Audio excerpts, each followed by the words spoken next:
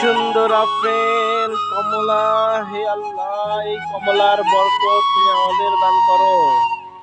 এই কমলাগুলো খাইলে শরীরে শক্তি বৃদ্ধি হয়, পুষ্টি সাধন হয়। এই জন্য সবাই এই কমলাগুলো আশেপাশে বাড়ির আগানে বাগানে চাষ করিয়ে চাষ করে নিয়মিত খাবে।